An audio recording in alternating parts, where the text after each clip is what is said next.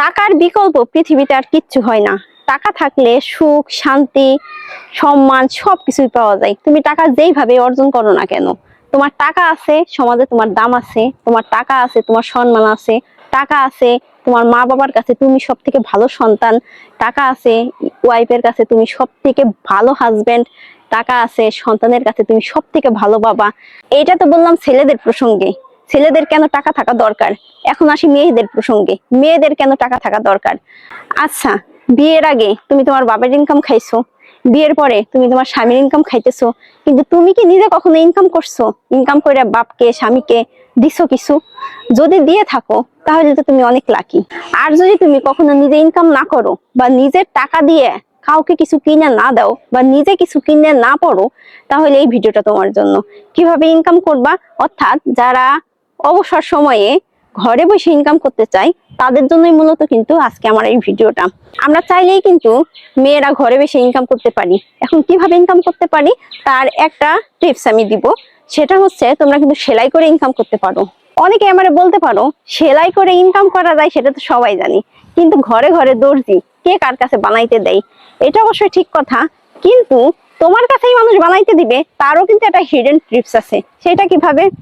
তুমি মনে করো সংসারের কাজকর্ম শেষ করে বাকি যে সময়টা পাও, সেই সময়টা অন্য মানুষের সাথে গসিপ করো। এগুলো না করে ওই সময়টা কিন্তু কাজে লাগাইতে পারো। দর্জির কাজ করতে পারো, বা সেলাইয়ের কাজ করতে পারো। এগুলো করে টাকা ইনকাম করতে পারো। প্রথমে তুমি কাজ শিখবা, কাজ শেখার পরে একটা মেশিন ম্যানেজ করবা। টাকা যদি না থাকে, 3,000, 3,500 বা 2,500 টাকার ভিতরে কিন্তু পুরাতন মেশিন পাওয়া যায়। সেগুলো তুমি কিনবা।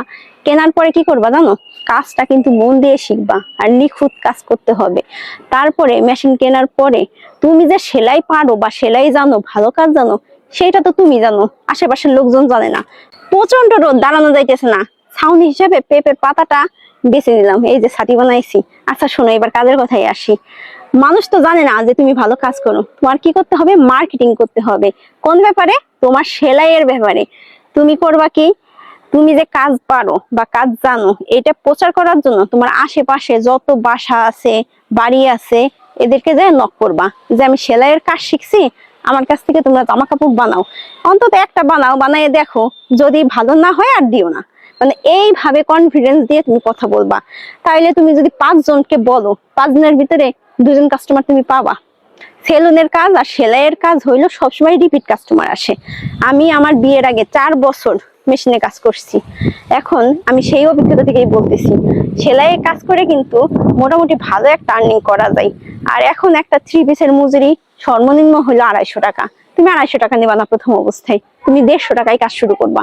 তুমি যদি কম টাকায় ভালো সার্ভিস দাও বাড়ি বসে, তাহলে কাস্টমার কার কাছে যাবে? বাজারে যাবে না তোমার কাছে আসবে? অবশ্যই তোমার কাছে আসবে। তো এইভাবে কাজগুলো শুরু করো। বসে থেকে কোনো লাভ নাই। পরের নিন্দা করে, পরের চর্চা করে বা গসিপ করে সময় কাটে, জীবন তো চলেই যাবে। কিন্তু তুমি যদি এখন থেকে শুরু করো একটা ছোট্ট ব্যবসা দিয়ে বা একটা ছোট হাতের কাজ দিয়ে ইনকাম করা, তাইলে তুমি দেখবা যেই মানুষগুলো তোমার অবহেলার চোখে দেখতো, বা যেই মানুষগুলোর কাছে তোমার কোনো গুরুত্ব ছিল না, সেই মানুষগুলোর কাছে তুমি প্রচন্ড একজন দামি মানুষ হিসেবে পরিণত হবা।